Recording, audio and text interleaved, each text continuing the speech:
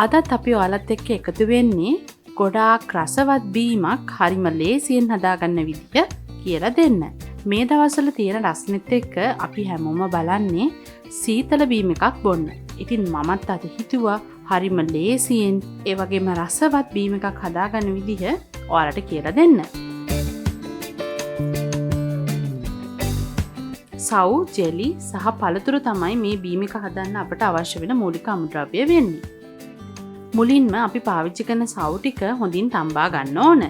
මෙන්න මේ විදිහට වතුර එකක් ලිප තියලා වතුර එක රත් වෙගෙන එනකොට අපි සව් ග්‍රෑම් 100ක් වගේ ප්‍රමාණයක් එකතු කර ගන්නවා. සව් ටික හොඳින් තම්බ ගන්න ඕන. මේක ගොඩාක් තම්බ ගන්නත් එපා. සව් ඇට ටික විනිවිද පේන ගානට එනකොට ලිප ඕෆ් කරලා ගන්න.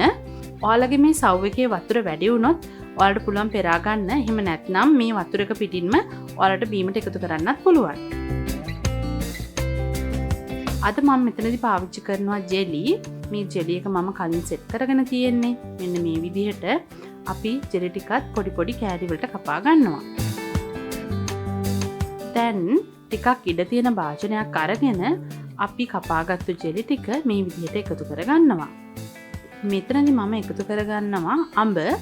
ඔයාලට කැමති පළතුරක් මෙතනදී එකතු කරගන්න පුළුවන්. දැන් මේ වෙලාවේදී අපේ සව් එකත් හොඳින් නිවිලා තියෙන්නේ. අපි දැන් සව් ටික මේ විදිහට එකතු කරගන්නවා.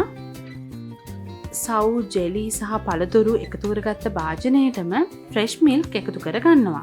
ඔයාට මෙතනදී ෆ්‍රෙෂ් මිල්ක් නැත්නම් ඔයාට කිරි පිටි වල උනත් කිරි එකක් හදාගෙන එකතු කරගන්න පුළුවන්. ඔයාලේ හදාගන්න කිරි එක ගොඩාක් හොඳට කූල්ලා තිබුණොත් මේක ගොඩාක් රසට ඔයාට ගන්න පුළුවන්. දැන් අපි මෙතනදී අයිස් කැර ටිකකුත් එකතු කරගන්නවා.